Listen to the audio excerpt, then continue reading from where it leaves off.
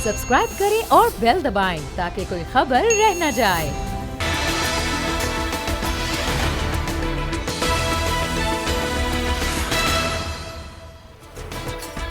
अस्सलाम वालेकुम, मैं हूं फैसल अजीज़ खान और आप देख रहे हैं अब बात होगी। सारी दुनिया के अंदर कोरोना वायरस ने अपना कब्ज़ा जमाया हुआ है। बहुत ख़तरनाक सूरत हाल इस वक्त पाकिस्तान के अंदर भी है। दुनिया भर के अंदर तकरीबन 18 लाख के लगभग लोग इससे मुतासिर हैं। 1,10,000 लोग इससे जाँ बाग हो चुके हैं। पाकिस्तान के अंदर भी बहुत ख़तरनाक सूरत हाल है। बड़ी लंबी लंबी मीटिंग्स हो रही हैं। सिंध के अंदर, सिंध के सबसे बड़े शहर कराची के अंदर बहुत सारे यूनियन काउंसिल जो हैं वो सील कर दी गई हैं और कहा जा रहा है तकरीबन 40 यूनियन काउंसिल्स और सील करनी हैं। फ़ैसला किसी वक्त भी आ सकता है। यही सूरत हाल लाहौर के अंदर है। जो बार बार अपील की जा रही थी हुकूमत पाकिस्तान की जानिब से, वज़ीर-ए-आज़म पाकिस्तान मुसलसल अपील कर रहे थे और ये कह रहे थे कि लोगों को इनफरादी तौर पर ये मुकाबला जीतना है, दूर रहना है। हमने मुराद अली शाह साहब की बयानात भी सुने, हमने उस्मान बोजदार साहब, हमने जाम कमाल साहब, महमूद ख़ान साहब, हमने मुसलसल सारे वज़रा आला की तरफ से ये अपीलें सुनी, इक़दामात देखे। उलमा कराम ने बहुत मुसलसल तलक़ीन की कि हमें बहुत ज़्यादा एहतियात करनी है। ये इंसान से इंसान तक फैलने वाली बीमारी है और इसको कोई नहीं देखता कि इसकी ज़ात पात क्या है, कौन इसमें अमीर है, कौन इसमें गरीब है। बिल्कुल ये वायरस ये तफरीक नहीं रखता।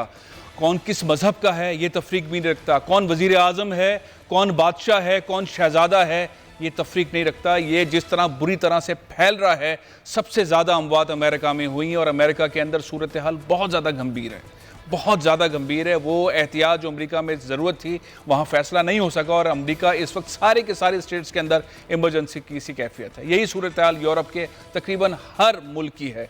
लंदन के अंदर बहुत बुरी सूरत हाल है, मैनचेस्टर के अंदर बहुत बुरी सूरत हाल है। लेकिन ये इस पर अब ज़िंदगी गुजरेगी किस तरह से, होगा क्या? ये अगर दुनिया भर में एक मरीज़ भी रह जाता है, जितनी बड़ी भी कैंपेन चलाई जाए, अगर दुनिया में एक मरीज़ भी कोरोना का होगा, दुनिया नॉर्मल नहीं हो पाएगी। हम लोगों ने बहुत ज़्यादा एहतियात करना है, पाकिस्तानियों ने बहुत एहतियात करना है। वर्ल्ड बैंक की रिपोर्ट आई है जिसके अंदर कहा जा रहा है कि एशिया के चंद ममालिक, जिनमें पाकिस्तान का नाम भी लिया जा रहा है, निहायत ख़तरे में हैं, निहायत ख़तरे में। इस पर हम बात करेंगे। कराची के अंदर क्या सूरत हाल है, लाहौर में क्या सूरत हाल है, न्यूयॉर्क में क्या सूरत हाल है, लंदन में क्या सूरत हाल है, सारी सूरत हाल की मेरे साथ इस वक्त दो गेस्ट मौजूद हैं स्टूडियो में। ब्यूरो चीफ हैं शाहिद जतोई साहब, मेरे साथ मौजूद हैं। अस्सलाम वालेकुम शाहिद जतोई साहब। और पाकिस्तान की एक नामवर शख्सियत जो पाकिस्तान के लिए हमेशा सारे दुनिया के अंदर बहुत मकबूल तौर पर हमेशा सामने पेश आते रहे हैं। वो चाइना हो, अमेरिका हो, यूरोप हो, कोई भी मुल्क हो, ह्यूमन राइट्स डिफेंडर के तौर पर सामने आते हैं। उनकी तस्वीर सारी दुनिया के बड़े बड़े म्यूज़ियम के अंदर लगी रही हैं। एक वक्त था जब पाकिस्तान में अमन का मामला था तो पूरे पाकिस्तान के अंदर ये पैदल चले थे, पाकिस्तान का फ्लैग लेके ये पैदल पूरे पाकिस्तान के अंदर पैदल चल रहे। जमे इंजीनियर साहब, अस्सलाम वालेकुम, आपका भी बहुत बहुत शुक्रिया, आपने प्रोग्राम में शरीक हुए। मैं गुफ्तगू आगाज़ आपसे ही करना चाहता हूँ। आप सारी दुनिया के अंदर पाकिस्तान का फ्लैग लेकर गए, पाकिस्तान के बारे में आपने बहुत सारी बातें की, पाकिस्तान की शनाख्त के तौर पर आपको लिया जाता रहा। आपने बहुत ज़्यादा कोशिशें काविशें की अमन के लिए। अब मामला ये है कि एक ऐसे माहौल के अंदर पाकिस्तान आ गया है, सारी दुनिया ही फंसी हुई है कोरोना वाले मामले के अंदर, लेकिन पाकिस्तान भी बहुत बहुत मुश्किल के अंदर है। एक एक शहर, एक एक देहात, एक एक गांव, छोटा शहर, बड़ा शहर, सब में आप लोगों को बहुत करीब से जानते हैं। लोग हमारे वो एहतियात नहीं कर रहे जो एहतियात लोगों को करनी चाहिए, जो एहतियात होनी चाहिए। जिस तरह से हुकूमत कह रही है, उलमा कराम कह रहे हैं, ब्यूरोक्रेसी कह रही है, ऐसे ऐसे फैसले हो रहे हैं, लेकिन लोगों के दरमियान अब तक वो संजीदगी नहीं है इस बीमारी को लेकर। जिस तरह के रिजल्ट दुनिया के अंदर निकले इस बीमारी के खतरात की वजह से, क्या कहेंगे जिमी इंजीनियर साहब, क्यों हमारे लोग इसको संजीदा नहीं ले रहे? मैं पहले गुफ्तगू करने से पहले मैं तो खिराज तहसीन पेश करना चाहता हूँ उन डॉक्टर और मेडिकल जो लोग हैं, जो लोगों की हिफाजत कर रहे हैं और अपनी जान भी कुर्बान कर रहे हैं।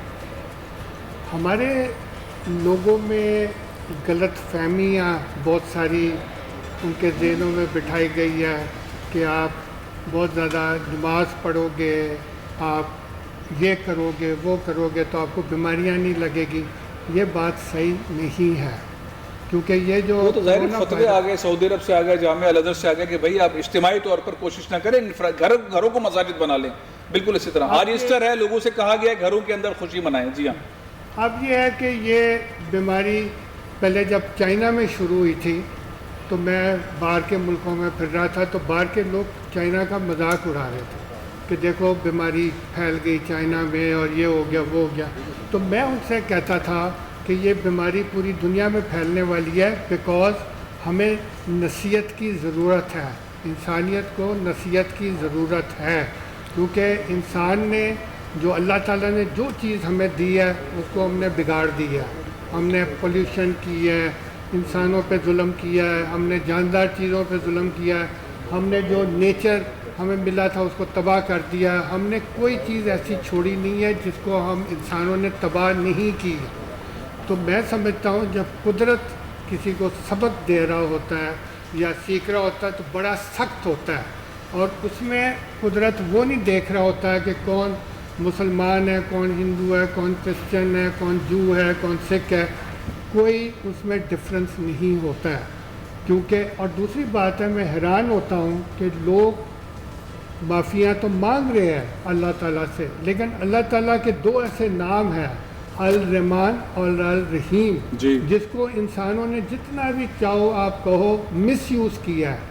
उसको मिसयूज़ इस तरह किया है कि जो बुरे काम कर दिए और कहा कि अल्लाह ताला माफ़ कर देगा, अल्लाह ताला माफ़ कर देगा। मुझे यकीन है कि अल्लाह ताला माफ़ करने में सबसे बड़ी पावर है, लेकिन जब वो डोरी अपनी खींचता है, जब वो सज़ा देने पे आता है तो वो रहम दिली नहीं होती है, फिर सारे बड़े छोटे उसमें जमील साहब एक ब्रेकिंग न्यूज़ है। ये बात पहले भी इमरान खान साहब ने कही थी, अब अमली तौर पर वो सामने आ रहे हैं। पहले भी उन्होंने ये अपील की थी कि सारे कर्जे तरक्की पजीर ममालिक के जो हैं वो माफ़ कर दिए जाएं। अब संजीदगी जिस तरह से दुनिया भर में हुई है इस हवाले से, ये मेरा ख्याल है एक स्टेप आगे। आप क्या देख रहे हैं इसके अंदर? अपील जो है वो कर्जों की फिगर के साथ है या सिर्फ पाकिस्तान के मामले के ऊपर ही इमरान खान बात कर रहे हैं? जी देखिए, इसमें इमरान खान ने सिर्फ पाकिस्तान नहीं बल्कि जो तरक्की ममालिक सबकी नुमाइंदगी की है। अच्छा। जैसे कि इमरान खान ने इससे पहले ईरान के लिए बड़ी आवाज उठाई थी कि इस पर पाबंदियां उठाई जाएं। अब वज़ीर-ए-आज़म इमरान खान ने तमाम तरक्की ममालिक का कहा है कि जो भी इस वक्त कर्जों में है वो उनके कर्जे रिस्क माफ ना करें, लेकिन रिस्क कैजुअल कर दें, ताकि जब कोरोना की वबा खत्म हो तो वो कर्जों की अदायगी कर सकें। तो ये लेटर जो है वो अक़वाम मुत्तहिदा के UN अक़वाम मुत्तहिदा सेक्रेटरी जनरल को लिखा जा रहा है, और साथ साथ एक वीडियो पैगाम भी जब से कुछ देर की बाद जो है उसकी रिकॉर्डिंग हो जाएगी और आज सरकारी टीवी पर बाकायदा नशर किया जाएगा, और उसकी जो है अंग्रेजी में उसकी जो है उसको ट्रांसलेट करके UN को भिजवाया जाएगा, और तमाम जो पाकिस्तान के दोस्त वाले। बहुत बड़ा फैसला, बहुत बहुत शुक्रिया शहबाज मियां, बहुत बड़ा फैसला। मुसलसल इमरान खान ये कह रहे हैं कि जो तरक्की पजीर ममालिक हैं उनकी इकॉनमी बहुत ज़्यादा दबाव के अंदर है, उसके लिए कोई स्पेशल पैकेज होना चाहिए। और इमरान खान ने जब ये पहली बार बात की थी तो पाकिस्तान में लोगों ने मजाक उड़ाया था इसका कि इमरान खान साहब क्या बात कर रहे हैं। आज दुनिया भर के अंदर ये बात हो रही है और सारी दुनिया के वो ममालिक जिनकी इकॉनमी बहुत कमज़ोर है उनकी जानिब से इमरान खान अब आगे बढ़े हैं। बहुत अच्छी बात है। मेरे साथ ज़फ़र अब्बास साहब इस वक्त मौजूद हैं, समाजी रहनुमा हैं, बहुत बड़े पैमाने पर कराची में ऑपरेशन चला रहे हैं, सिंध के मुख्तलिफ शहरों में भी ऑपरेशन चला रहे हैं, जहाँ जहाँ राशन मौजूद नहीं है वहाँ पर वो काम कर रहे हैं। मैं शायद तो साहब आपकी इजाज़त से पहले ज़फ़र अब्बास साहब जो काम कर रहे हैं उन पर ज़रा सा उनका तबसरा ले लूँ। ज़फ़र अब्बास साहब, क्या सूरत हाल आप देख रहे हैं कराची के अंदर? अब बहुत बड़े पैमाने पर इलाके सील किए गए हैं, इतलात है और सील किए जाएंगे। यही सूरत हाल अंदरूनी सिंध के अंदर भी है जहाँ एहतियात नहीं हो रही। इतनी गंभीर सूरत हाल के अंदर आप लोगों तक राशन पहुँचाने की कोशिश कर रहे हैं, हुकूमत भी काम कर रही है, लेकिन आपकी कोशिशें, आपकी मेहनत ज़्यादा नज़र आ रही है। इस वक्त क्या सूरत हाल आप ग्राउंड पे देख रहे हैं? राशन की तादाद जो आपके पास है, लोगों की ज़रूरत जो है, उसके दरमियान मैच हो रहा है? देखें, इस वक्त जो सबसे बड़ी चीज नजर आ रही है सर, वो फैसल साहब ये नजर आ रही है कि जो एक आम शहरी है कराची का, बिलखुसूस कराची का शहरी है, वो खुद से पहुंच रहा है लोगों के पास। मैं ये पहले दिन से नोट कर रहा हूँ, क्योंकि देखें हम तो जा रहे हैं, हमारा नेटवर्क चल रहा है। इस वक्त हम 215 गाड़ियां पर डे निकाल रहे हैं। 215 गाड़ियों में कितने लोगों का राशन है? 215 गाड़ियों में एक जो छोटी गाड़ी होती है उसमें 50 खानदानों का राशन होता है, जो शेजोर होती है उसके अंदर 120 खानदानों का होता है, और जो मजदा ट्रक होता है उसमें 150 खानदानों का राशन होता है। आप कैसे बांटते हैं, कैसे पता चलता है आपको कि यहां पर जरूरत है? वैसे बहुत बड़े पैमाने पर जरूरत है, लेकिन आपका नज़्म ज़ब्त कैसे, सिस्टम कैसे चलता है कि यहां पर ये गाड़ी 150 खानदानों के लिए जानी चाहिए और वहां पे उस मुस्तहिकीन तक पहुंच जाए? फैसल भाई देखें, जिस वक्त हमने शुरू किया था उस वक्त बात की 1000 खानदान 2000 खानदान पर डे, लेकिन ये फिर बहुत स्पीड में अगले ही दिन 5000 10,000 और बहुत बढ़ गया है। हमने ये देख लिया कि मुमकिन नहीं है इस मुश्किल टाइम में कि अगर किसी को खबर मिल जाए कि मेरे बच्चों के लिए राशन फला जगह मिल रहे तो वो घर में बैठेगा, वो वहाँ पहुंचेगा। एक रश लग जाएगा, ये जो कोरोना सेफ्टी है ये भी जाएगी, भगदड़ भी मचेगी। सिर्फ रमजान के राशन अगर आपको याद हो 2015 में खारगर में घर के बाहर आटा बट रहा था तो 40 लोग मर गए भगदड़ में। तो हम ऐसा कोई रिस्क नहीं लेना चाहते थे और हमें पहुंचना था 20, 25, 30 हजार लोगों के घर में एक दिन में। तो हमने तजुर्बा किया, हमने ऐलान किया कि आपके मोहल्ले की जो भी मस्जिद है, आपके मोहल्ले में जो भी मंदिर है, जो भी चर्च है, मतलब आपका जिस मजहब से ताल्लुक है, जिस मस्जिद से, उसकी लेटर हेड पे लिखवा के ले आइए, हम आपको राशन दे देंगे। पहले शुरू में क्या हुआ, कसाजी लड़की ने मंदिर ने 50, 60, 80 राशन मांगे। जब उनको दे दिए गए इस तरह से राशन तो वहाँ पे अगली डिमांड आई, उनको यकीन हुआ कि मदद कर रहे हैं। 600 राशन, 800 बिला तफरीक आप दे रहे हैं। अच्छा, आम आदमी जो मस्जिद में, फर्ज कर रहे हैं मस्जिद में, मंदिर में, चर्च में जाए और अपनी पर्ची उनको दिया है, और वो आप तक कैसे पहुंचेगी पर्ची? हजारों मसाजिद हैं, मंदिर हैं, चर्च हैं। देखिए, हमारे पास हजारों लेटर हेड आ रहे हैं। मैं आपको बिल्कुल सच बता रहा हूँ, अगर आप आज रात में सोराब कोट से लेकर नसीराबाद तक वाटर पंप चौरंगी भी क्रॉस कर ले, नसीराबाद की 200 से ज्यादा दुकियां खड़ी हैं। अच्छा, ये तो वो है जो इन इदारों में ले आके देंगे, इनके उलमा, इनके पादरी, इनके पंडित, इनके जो भी बड़े हैं वो घरों में पहुंचाएंगे वो मुस्तहिकीन के, क्योंकि इनको असल डाटा मालूम है इनके मस्जिद के करीब कौन असल मुस्तहिकीन है। अब वो लोग जो फोन कर रहे हैं, वो लड़की जो फोन कर रही है मेरे पापा का रोजगार नहीं है, वो औरत जो फोन कर रही है मेरा शौहर इस वक्त घर में बैठा हुआ है, हमारे पास 40 कारें हैं, रेंटे कार कंपनी है, मुफ्त में हमें सर्विस दे रही है। हर कार में 40, 50, 60 राशन आ जाते हैं, बड़ी गाड़ी में टिक्की विक्की मिला के, छोटी गाड़ी। अच्छा, एक आसान कर दीजिए लोगों को, जिनको जरूरत है सफेद पोश, वो मस्जिद नहीं जा सकते, मंदिर नहीं जा सकते, चर्च नहीं जा सकते, सफेद पोश बड़ी तादाद के अंदर परेशान है, वो क्या करें? फोन कर रहे हैं, वो फोन करें। अच्छा, हमारे हेल्पलाइन है 1024, उस पे फोन कर रहे हैं। आपका वॉलंटियर वहां पहुंचा देता है? हमारा वॉलंटियर नहीं, हमारे पास ये कारें हैं, ये पहुंचा रही है, डोर टू डोर डेली तकरीबन 1600 घरों को ये पहुंचा रही है। आप वो नंबर दोहरा देंगे? नंबर कौन सा कॉल सेंटर आपका नंबर है जहां पे सफेद पोश कॉल? जी बताएं। 1024, और अगर इस पे लाइन बिजी आ रही हो तो 0213 634 1059। इसके अलावा जो फूड डिलीवरी वाले लड़के हैं वो भी मैंने बहुत बड़ी टीम रख ली अपने पास। पिछले 10-12 दिनों से एक लड़का 12 घर में पहुंचाता है। अगर 50 लोगों की हाजिरी हो जाती है 600 घरों में वो भी पहुंचा रहे हैं, तो 2000 से 2200 से डोर टू डोर पहुंच रहा है डेली, जिसकी तमाम एविडेंस है।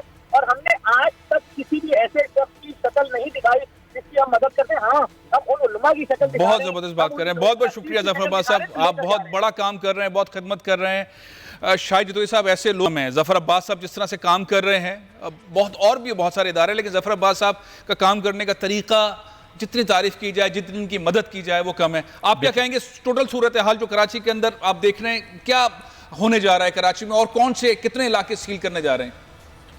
देखिए, कल जो है फैसल साहब DC ईस्ट ने जो नोटिफिकेशन किया था उसके मुताबिक 11 यूनियन कमेटीज़ के इलाकों को सील कर दिया गया। अच्छा, पहले इस नोटिफिकेशन के जो फ़ौरन बाद जो है, जो शहर में अफरा तफरी, जो पैनिक फैला, उस पर फिर वज़ीर इत्तलात सैयद नासिर हुसैन शाह ने कहा जी कि हम इस नोटिफिकेशन पे अमल दरामद को फ़िलहाल मौखर करते हैं। अच्छा, रात 12 बजे उन्होंने सील नहीं किया, लेकिन सुबह से ये इलाके सील होना शुरू हो गए। अच्छा, सील करने का एक मेकनिज़म उन्होंने ये बनाया है कि यहाँ इन इलाकों की जो मेन आर्टरीज़ हैं, बड़ी शाराएँ हैं और जो कनेक्टिंग आर्टरीज़ हैं, सड़कें हैं, उनको इन्होंने कंटेनर लगाकर ब्लॉक कर दिया है। ना इन इलाकों से कोई बाहर जा सकता है, ना कोई अंदर। इत्तलात आ रही है कराची की और यूनियन काउंसिल को भी सील किया जाएगा। साउथ की और कुरंगी की यूसीज को भी सील करने का सोचा जा रहा है। मैं तो समझता हूँ कि जो कोई तकरीबन 5 दिन पहले हुकूमत सिंध ने जो डॉक्टर्स को बुलाया था, प्राइवेट हॉस्पिटल्स के मालकान को बुलाया था, एक्सपर्ट्स को बुलाया था, उसमें उन्होंने डॉक्टरों से अपील कराई थी कि लॉकडाउन को मज़ीद सख्त करने की ज़रूरत है। मेरे ख्याल में हुकूमत सिंध उस तरफ जा रही है। वज़ीर आला सिंध भी बार बार कह चुके हैं कि लॉकडाउन को मज़ीद सख्त किया जाएगा। अब ये लोगों को ईज़ करने के लिए जुज़वी तौर पर कुछ इलाकों को सील किया, फिर अगले मरहले में दूसरे इलाकों को सील करेंगे, फिर उस अगले मरहले में मज़ीद इलाकों को सील करेंगे। मैं समझता हूँ कि कराची में मुकम्मल लॉकडाउन की तरफ जा रहे हैं। इस वक्त कराची जो है वो कोरोना वायरस के हवाले से पाकिस्तान का एपी सेंटर है, यहाँ सबसे ज़्यादा केसेस हैं और यहाँ ख़दशा ये ज़ाहिर किया जा रहा है कि इतनी बड़ी आबादी में जिसके टेस्ट नहीं हो रहे हैं, टेस्ट होने के बाद यहाँ बड़े केसेस सामने आ सकते हैं, बड़ी तादाद में केसेस सामने आ सकते हैं और लोगों का जो आपस का मेल जोल है या लोगों का ईज़िली जो मूवमेंट है, जो आसानी से आना जाना है, ये सूरत हाल को मज़ीद ख़तरनाक कर सकता है। आज इनको फ़ैसला करना है कि 14 के बाद इनको किस पॉलिसी पे अमल करना है। परसों 14 है, परसों तक क्या नोटिफिकेशन है कि परसों तक का लॉकडाउन है, उसके बाद इनको क्या करना। न्यूज़ ब्रेक ले रहा हूँ। कराची को मुकम्मल तौर लॉकडाउन करने का फैसला आज होगा। जो 11 यूसी यूनियन काउंसिल्स हैं वो सील कर दी गई हैं। 40 से 44 यूनियन काउंसिल्स के बारे में बताया जा रहा है कि वहाँ पे ख़तरनाक हद तक कोरोना वायरस फैलने की उम्मीद है, उन्हें भी सील किया जा सकता है।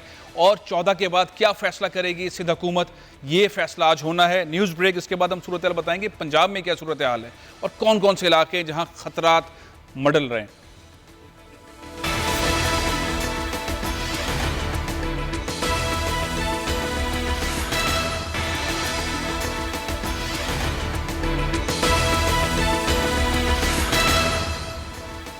Welcome back. सूरत हाल इस नहज पर आ गई है कि सोचा जा रहा है कि कराची को किस तरह से मज़ीद सख्ती से लॉकडाउन किया जाए, मुकम्मल तौर पर लॉकडाउन किया जाए। 11 यूनियन काउंसिल्स मुकम्मल तौर पर सील कर दी गई हैं।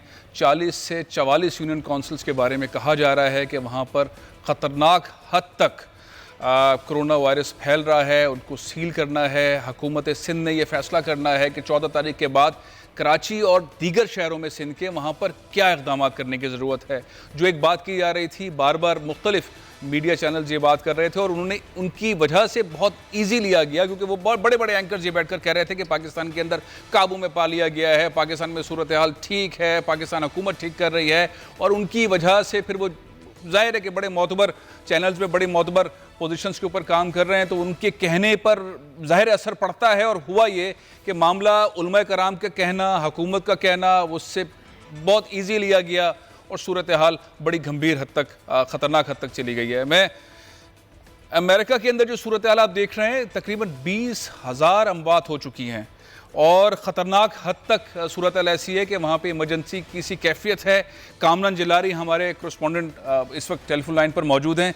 कामरान, अमेरिका के अंदर सोचा नहीं जा सकता था जिस तरह से पाकिस्तान में, कि हमारे यहाँ तो हेल्थ का सिस्टम उस तरह मजबूत नहीं है, अगर खुदा न खास्ता कोई ऐसा क्राइसिस आ जाए तो पाकिस्तान में तो बहुत मुश्किल है। लेकिन पाकिस्तान की हुकूमत ने शुरू में बड़े अच्छे इकदाम लिए, एयरपोर्ट्स के ऊपर लॉकडाउन पहले कर दिया, तो उस तरह से तेज़ी से हमारे यहाँ रिजल्ट ख़तरनाक हद तक नहीं पहुँच पाए। लेकिन अमेरिका के अंदर तो बहुत बुरी सूरत हाल है। वहाँ तो सोचा नहीं जाता था कि इतना बड़ा सुपर पावर, उसके साथ ये हो जाएगा कि हेल्थ का शोबा उनका टोटल क्लैप्स कर जाएगा। ये जो सूरत हाल इस वक्त आप देख रहे हैं, अमवात रोज़ाना की बुनियाद पे 1000 से ज़्यादा हैं। अब सूरत हाल है क्या कंट्रोल वाले इन्वायरमेंट में आ गया है अमेरिका, या कोई उम्मीद है, कोई नई पॉलिसी ऐसी है? फैसल, असल में अब आप उम्मीद ही कर सकते हैं कि हम बेहतरी की तरफ जा रहे हैं, जो दावे किए जा रहे हैं अपना प्रेसिडेंट ट्रंप की तरफ से या हुक्काम की तरफ से। लेकिन हकीकत यह है कि अब इस वक्त जो है ना, अमरीका आलमी एपिक सेंटर बन गया है। मतलब न्यूयॉर्क के हवाले से साथ साथ जो कोरोना वायरस का फैलाव हुआ है, क्योंकि आप देखें कि 47 सेकंड बाद एक शख्स लुक़मा अजल बन रहा है। अब आप देखें कि इसमें खाली 80 पाकिस्तानी लुक़मा अजल बनने की इत्तला है। अब ये जो फ्रंट लाइन पर जो मेडिकल स्टाफ है वो तक उम्मीद छोड़ रहा है, क्योंकि उन्हें पता है उन्हें वो सहूलियात हासिल नहीं। यानी अमेरिका का एक तरीके से पोल खुल गया है कि आप सुपर पावर थे, आपके पास बेहतरीन सिस्टम था, बेहतरीन सहूलियात थी। अब आप देखें कि 20,000 मतलब एक तादाद पहुंच रही है, जो बहुत बड़ी फिगर है। कोरोना वायरस की वजह से लुक़मा अजल बने हैं जी। तो अब आप इसको किस तरीके से किया जा सकता है, इसको किस तरह काबू किया जाएगा, इसको तब लगता है समझ में नहीं आ रहा है। अब आप देखें कि टेस्टिंग की कमी के बायस ये सारी चीजें हुई, आपने अपने एयरपोर्ट नहीं बंद कर सके, आप लॉकडाउन प्रॉपर नहीं कर सके, तो बहुत सारी चीजें काउंट होती थी जो आपको बहुत पहले कर लेनी चाहिए थी, लेकिन डोनाल्ड ट्रंप की पॉलिसी की वजह से आप कह रहे हैं कि ये सब कुछ जो हुआ है अमेरिकन पॉलिसीज की वजह से, हुकूमत की पॉलिसीज की वजह से इतना खतरा मोल लिया गया और उसके रिजल्ट सब निकल रहे हैं। हाँ, मतलब वो जैसे आप कहते हैं कि आप ओवर स्मार्ट बन रहे थे कि आप सुपर पावर हैं, आपके साथ कुछ नहीं हो सकता, लेकिन आपके पास इक़दामात जब आप सारी चीजें आप कर रहे हैं, आपके वेंटिलेटर की कमी है तो आप ट्रंप साहब जो है वो 30,000 वेंटिलेटर ऑर्डर कर रहे हैं, आपके पास जो है वो सहूलियात ही मौजूद हुई हॉस्पिटल में, तो आप किस तरीके से काबू कर सकते हैं? आप खुद सोचे। अब ये खाली मसला नहीं है कि आपका ये कोरोना वायरस का आप काबू पा लेंगे, वो तो एक नेचुरल है कि 21 अप्रैल के बाद जो पूरी डाउन होना शुरू होगा, लेकिन असल मसला ये कि उनका क्या करेंगे आप? 6.6 मिलियन अमरीकी जो अब तक अनएम्प्लॉयमेंट फाइल कर चुके हैं, मतलब एक तो सुनामी है जो आने वाला है। ऐसा लगता है कि ये जो आपकी मईशत बड़ी तादाद के अंदर लोग जॉबलेस हुए हैं, उन्होंने क्लेम फाइल कर दिया। बहुत बहुत शुक्रिया। कामरान जिलानी हमारे साथ मौजूद थे ह्यूस्टन से। अमेरिका की एक पाकिस्तानी रियाज डॉक्टर हैं, डॉक्टर तनवी अहबा, वो मेरे साथ इस वक्त स्काइप पर मौजूद हैं। मुसलसल काम कर रही हैं, पाकिस्तान का नाम भी रोशन कर रही हैं, फ्रंट लाइन के ऊपर हैं। मैंने पिछले दिनों इनका एक तस्वीर देखी, क्लिप देखा कि इन्होंने कुछ 3-4 दिन के बाद, शायद इससे ज़्यादा वक्त के बाद जो है मास्क उतारा था। फ्रंट लाइन पर हैं इस वक्त। हमने उनसे रिक्वेस्ट की थी, हमारे साथ इस वक्त स्काइप पर मौजूद है। डॉक्टर साहिबा, ग्राउंड पर सूरत हाल जिस तरह कामरान कह रहे थे, अमेरिका की बहुत बुरी है, अमवात बहुत ज़्यादा हैं, लोग बहुत ज़्यादा इस वायरस के अंदर मुब्तला हो गए हैं, सिनेरियो बहुत ख़तरनाक है। आप ग्राउंड पर हैं, फ्रंट पर हैं, काम कर रही हैं। सबसे पहले तो आपको खराज तहसीन कि आप ऐसे मुल्क के अंदर पाकिस्तान की नुमाइंदगी कर रही हैं, लोगों की जान बचाने के लिए एफर्ट कर रही हैं, लेकिन क्या ये सूरत हाल आपको काबू में होती दिखाई दे रही है? सबसे पहले तो मैं हमारी क्रिश्चियन कम्युनिटी को ईस्टर की बहुत ही तहे दिल से बरकत तहसीन पेश करूंगी। इसके अलावा मैं आपसे कहूंगी कि मुझे ज़्यादा खुशी होती अगर मैं पाकिस्तान में होती इस वक्त, because I was raised and bred in Pakistan, और मैं आज अगर डॉक्टर हूँ तो पाकिस्तान की वजह से हूँ। तीसरी बात यह है कि अभी मैं सुन रही थी आपके रिप्रेजेंटेटिव का यहाँ से बयान। देखिए, सबसे बड़ी बात यह है कि हम लोगों ने वर्ल्ड वॉर 2 देखी है, वर्ल्ड वॉर 1 देखी है, और उसमें 700,000 डेथ्स हुई हैं हमारी। अब यहाँ पे तो सिर्फ 400,000 कंफर्म्ड केसेस हैं, और डेथ्स होना इसलिए बहुत ही ज्यादा पॉसिबल था, जिसको हम पॉसिबिलिटी एक्सेप्ट कर रहे हैं। एक तो जैसे मैंने पहले भी कहा था आप लोगों के किसी इंटरव्यू में कि this the God fearing nation and we accept it to the point that मौत खुदा के हाथ में। यहाँ पे इस बात को वक्त साबित किया है कि मौत खुदा के हाथ में, सुपर पावर की मौत को नहीं बचा सकती।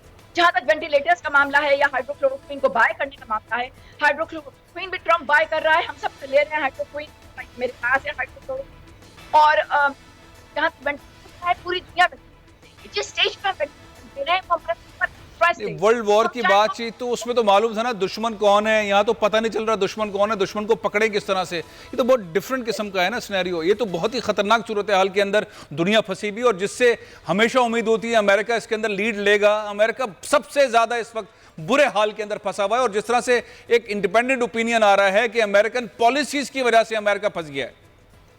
नहीं, खैर वो तो सिर्फ ऑपोजिशन का ओपिनियन है। देखें, वर्ल्ड वॉर 2 में आपका एनिमी डिटरमिनेंट था, यहाँ पे एनिमी आइडेंटिफाइड है, वेरी वेल आइडेंटिफाइड, और एनिमी की नेक्स्ट जो ट्रिक होगी इंटरनेट वायरस की वो भी वेल आइडेंटिफाइड। आप ये कह रही हैं कि हुकूमत की पॉलिसीज, अमेरिकन हुकूमत की पॉलिसीज ठीक थी, लेकिन हमला कोरोना का बहुत बड़ा था, जिसकी वजह से अमेरिकन जो हैं वो डोनाल्ड ट्रंप की पॉलिसीज कामयाब नहीं हो पाई। आप ये कह रही हैं? बिल्कुल। और देखिए, डोनाल्ड ट्रंप हो, ओबामा हो, क्लिंटन हो, these are all the appearing guests. Airports बंद नहीं किए, फ्लाइट्स आती रहीं, एक ही दिन के अंदर 5.5 लाख लोग न्यूयॉर्क एयरपोर्ट पे उतर गए, JFK पे उतर गए। उसके बाद एक हफ्ते के अंदर 2.2 मिलियन लोग अमेरिका में उतर गए, 5.5 लाख लोग सिर्फ चाइना से आए। ये स्ट्रेटेजी सारी दुनिया के अंदर एयरपोर्ट्स बंद थे, पाकिस्तान में एयरपोर्ट्स बंद थे, तो अमेरिका में उतर गए। मैं आपको बाय डेट्स बताऊं, और इसीलिए WHO को माइक पेंस ने और ट्रंप साहब ने कहा है कि we will defund your agency, क्योंकि ये जो फैसले होते हैं ये सिर्फ ट्रंप नहीं करते। जैसा मैंने कहा, WHO का क्या कसूर है? इमरान खान ने या यहाँ पे जो फैसले हुए WHO के कहने पर थोड़ी हुए। कोई हुकूमत जो है वो WHO के कहने पर थोड़ी फैसले करती है, ये फैसले तो हुकूमत खुद करती है। और यहाँ पर भी इमरान खान ने जो फैसले किए उन्होंने खुद किए, सऊदी अरब के अंदर फैसले जो हुए उन्होंने खुद किए, ईरान में खुद किए, चाइना में खुद किए। ये कौन सा बहाना है अमेरिका का कि WHO ने हमें नहीं बताया? तो खैर डिबेट कहीं और चली गई। मैं चाहता ये था कि जो आप काम कर रही हैं, वो जो काम कर रही हैं आप ग्राउंड के ऊपर, उसके बारे में बताइए, कितनी मुश्किल आपको दिक्कत पेश आ रही है अपना काम करने में? ठीक है, बिल्कुल। लेकिन आप देखें कि अमेरिका का पहला केस जो आया है वो मार्च 5 को आया है, चाइना में पहला केस जो आया था वो नवंबर 17 को आया था, और हमारे पास जो केस आया है, हमने कभी नहीं कहा कि चाइना से आया है, यूरोप से आया है, और चाइना में यूरोप में चाइना से गया है। जहां तक एयरपोर्ट्स बंद करने का सवाल है, ट्रंप साहब तो खुद फरवरी 24 को इंडिया में मौजूद थे। तो WHO CDC गाइडलाइंस, बेशक दुनिया के कुछ मुल्क ऐसे होंगे जहां पे हुकूमत WHO को फॉलो नहीं करती है, CDC गाइडलाइंस फॉलो नहीं करती, मगर यहाँ अंधेर नगरी चौपट राज तो नहीं है ना। यहाँ आप ट्रंप उठ के सुबह फैसला नहीं कर सकता। Presidents are only the guest appearances, असल में एस्टैब्लिशमेंट मैनेज करती है। अगर हेल्थ का कोई मामला हो तो WHO और CDC और इन्फेक्शियस डिसीज के बगैर कुछ नहीं होता।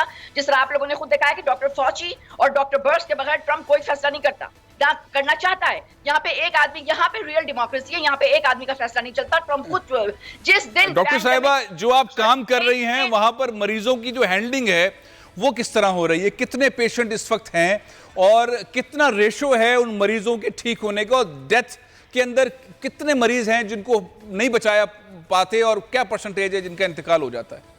हाँ, और मैं ये बात आप लोगों को बता दूं कि जो पेशेंट्स मर रहे हैं वो उस स्टेज में जाके प्रेजेंट कर रहे हैं जो बिल्कुल एक्सट्रीम स्टेजेस में सिर्फ वेंटिलेटर चलता है। यानी पेशेंट्स घर से उठ के आ रहे हैं, सांस नहीं ले सकते, दे नीड वेंट। तो वो स्टेज तो ऐसा है कि they should be just admitted. जैसा कैंसर में एक स्टेज आता है कि हम कहते हैं this the terminal stage and we should send them to hospice care. So all these patients who are dying, like 20,000 मर चुके हैं इस वक्त। उसमें से मैं आंख बंद करके कह सकती हूँ कि 18,000 ऐसे थे जो टर्मिनल स्टेज में आए थे और जिनको हॉस्पिस केयर भेजना चाहिए था। इनको वेंटिलेटर्स खरीद के हम बचाना चाह रहे हैं, या ट्रंप, आप लोग कहते हैं तो ट्रंप बचाना चाह रहा है। Trump is only a symbol. जो भी अमेरिका बचाना चाह रहा है वो उन लोगों की बहुत ही ज्यादा सुपर, मैं समझती हूँ, खिदमत कर रहे हैं वो लोग। बहुत बहुत शुक्रिया डॉक्टर तनवीर जमानी, बहुत बहुत शुक्रिया। तब आपने भी गुफ्तगू सुनी, आपने भी, ये पहला ओपिनियन है किसी भी पाकिस्तानी डॉक्टर का जो कि बहुत डिफरेंट है, जो लोकल वहाँ का मीडिया कह रहा है, जो न्यूयॉर्क टाइम लिख रहा है, जो वाशिंगटन पोस्ट कह रहा है, जो अल जज़ीरा के अंदर चीज़ें आ रही हैं, BBC में आ रही हैं, CNN में आ रही हैं, फॉक्स में आ रही हैं, बहुत डिफरेंट किस्म की बात है। लेकिन तनवीर जमानी साहिबा कह रही हैं कि बहुत सही फैसले किए डोनाल्ड ट्रंप की एडमिनिस्ट्रेशन ने, जिसके बाद ये नताइज हैं।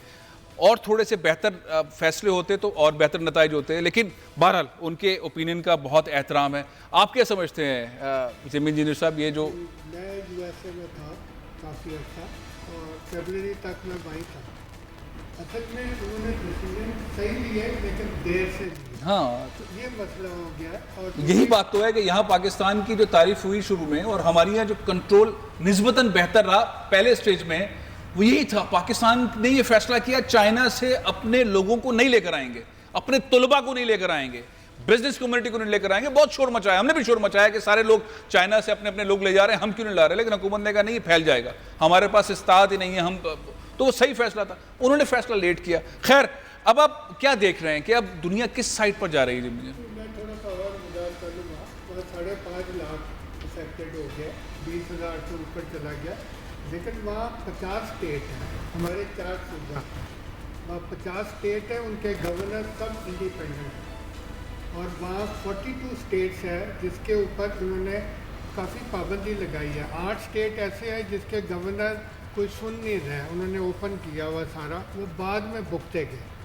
तो मैं समझता हूँ कि उनके पास वसाइल बहुत है, लेकिन उनकी सोच थी कि हमें कुछ नहीं होगा। ओवर कॉन्फिडेंट थे। और फिर वो इलेक्शन का भी मामला, इलेक्शन के प्रेशर भी। बात है कि डॉक्टर्स कुछ कह रहे थे, साइंटिस्ट कुछ कह रहे थे, पॉलिटिशियन कुछ कह रहे थे, आपस में जेल नहीं हो रहे थे। लेकिन अब इतना बढ़ गया है कि अब सबको एक प्लेटफॉर्म पे बात करनी पड़ेगी। लेकिन हमारे मुल्क में लोगों का मसला है कि they are not highly educated. पहली बात है, उनको जो कोई कह रहा होता उस तरीके से वो समझ नहीं रहे होते। वो समझते हैं कि शायद लोगों को हुकूमत की बात माननी चाहिए। पाकिस्तान में भी जो सूरत हाल है, यहाँ पे बात माननी चाहिए। जो लोग दानिश्वर हैं, जो अच्छी बात, सब एक ही बात कर रहे हैं ना कि इनफरादी तौर पर आपने अपने आप को अलग रखना है इस बीमारी से बचने के लिए। एक न्यूज़ ब्रेक ले रहा हूँ मैं। ब्रेक के बाद हम बात करेंगे। मौलाना बशीर फारूक हमारे साथ मौजूद होंगे। बशीर फारूकी साहब सलानी वेलफेयर के चेयरमैन भी हैं, इस वक्त बहुत बड़ा रिलीफ प्रोग्राम चला रहे हैं। उनसे बात करेंगे इस वक्फे के बाद।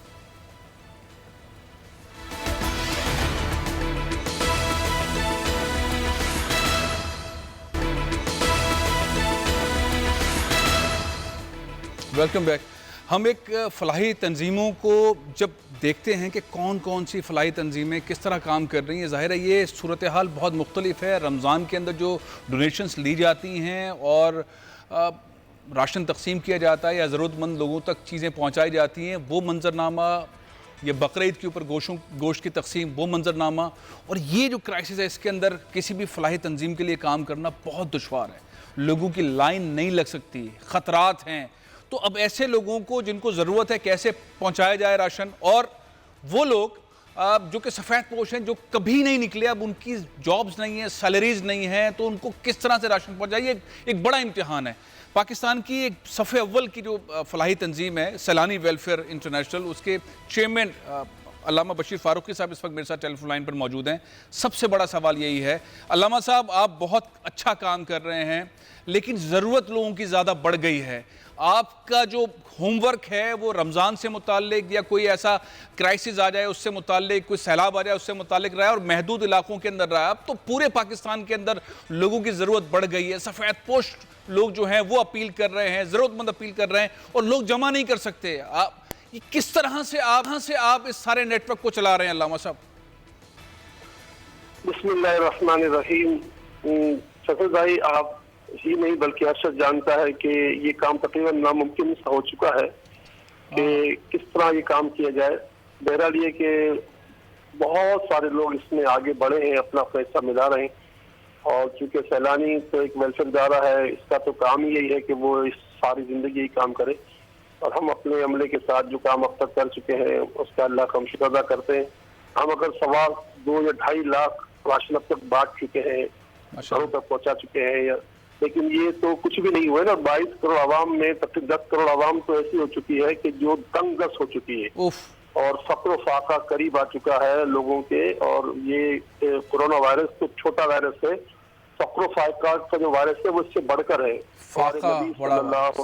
फरमाते हैं, हमारे आका फरमाते हैं कि फक्र फाका कुफर के करीब है। इंसान खुदकुशी तो छोटी बात है, इंसान काफिर हो जाता है फक्र फाका हो जाता है, ये हुजूर के अल्फाज है ना, फक्र और कुफर करीब है। तो सबसे बड़ी जरूरत इस बात की है कि हर शख्स अपने नबी की इस बात पर और ध्यान दे कि हुजूर सल्लल्लाहु अलैहि वसल्लम ने उम्मत को पैगाम दिया है कि जब भी तुम अपने सदक़ात और खैरात करो तो अपने खानदान वालों को सबसे पहले अतियात दो, सगे भाई को, सगी बहन को, चचा को, मामू को, खाला को, फूफी को, भतीजों को, भाइयों को। तो अगर हर शख्स ये सोच ले कि मुझे सबसे पहले किसी वेलफेयर को नहीं देना, इनको देना है, तो मैं समझता हूँ कि ये काम जरा आसान हो जाएगा। लेकिन काम बहुत मुश्किल है। जिंदगी में किसी ने ऐसी वबा नहीं देखी। देखिए, वबा तो आती है, कहद भी आता है, तूफान भी आता है, ताउन भी होता है, ये बहुत खतरनाक है, लेकिन ये उन तमाम से जुदा है। ये 14 सदियों में कभी इस तरह का वायरस नहीं आया है। प्रोफेसर साहब, ये किसी के बस की बात नहीं है। रज़ाक और राज़िक जहाँ पे वो ये काम कर रही है वही कर सकती है। लेकिन हाँ, अलबत्ता इतना जरूर है कि रियासत को जो फैसले कर रही है उस पर गौर करना होगा कि लॉकडाउन की जो तस्वीर पड़ी जा रही है, ये तस्वीर इनकी कारगर वैसे भी नहीं है। ये चंद इलाकों तक तो लॉकडाउन कर चुके हैं, बकिया तो औरंगी, कोरंगी, माजिद, केम, कराची जितने जो छोटे इलाके उसमें तो इंसानों। लेकिन दूसरा अल्लामा साहब रास्ता नहीं है ना, बहुत बुरी तरह फैल रही है बीमारी। लोग करें क्या, हुकूमत क्या करे? लोगों को बीमारी में मुब्तला होकर उनकी जानों को खतरा है, हुकूमत की रिस्पॉन्सिबिलिटी है कि जान बचाएं। फैक्ट्रियों में अगर SOPs जो आज हमारे पास चावल की फैक्ट्रियाँ, आटे की फैक्ट्रियाँ, घी की फैक्ट्रियाँ, हमारे पास अद्वियाती फैक्ट्रियाँ खुली हुई है ना, वहाँ SOPs पर अमल करके मैंने हर बड़े को कहा है कि मेहरबानी करके लोगों को काम पे जाने दो, ताकि वो वहाँ अपनी आपकी जो SOPs है उसको अमल करेंगे, लोग उसको अमल करते हुए काम करेंगे, तो घर पे नहीं होंगे। अब घर पे हैं, बच्चों की भूख देख रहे हैं, ये बहुत अच्छी तस्वीर है, होनी चाहिए।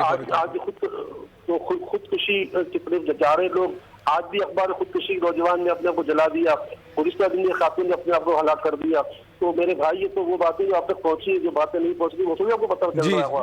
तो मुख्तसर कहने का ये है कि जब वो फैक्ट्रियां काम कर सकती हैं, आटे की फैक्ट्री खुल सकती है, अद्वियात की फैक्ट्री खुल सकती है, घी और तेल की फैक्ट्री खुल सकती है, तो वो भी इंसान ही है ना। क्या वहाँ कोरोना नहीं है? क्या कोरोना वहाँ पर भी है, लेकिन क्या है कि नए SOPs बना के वहाँ पे काम करने की इजाज़त दी जाए। बहुत बहुत शुक्रिया अल्लामा फारूकी साहब आपका।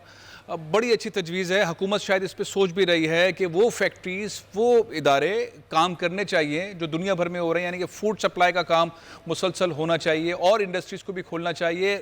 रोज़गार के मौके नए तरीक़ेकार के तहत नई SOPs बना के बहाल करना बहुत ज़रूरी है। उसके बगैर सिस्टम कैसे आगे चलेगा? लेकिन हुकूमत के पास जो रिपोर्ट्स आ रही हैं वो शायद सबके पास नहीं होती हैं। जिस तरह से बीमारी फैल रही है, इस पर बड़े स्टेप्स लिए जा रहे हैं। कराची में, लाहौर में और बड़े शहरों के अंदर बड़े ख़तरात हैं। प्रोग्राम यह ख़त्म कर रहा हूँ। इंशाअल्लाह मुलाकात होगी। इजाज़त दीजिए, अल्लाह हाफ़िज़।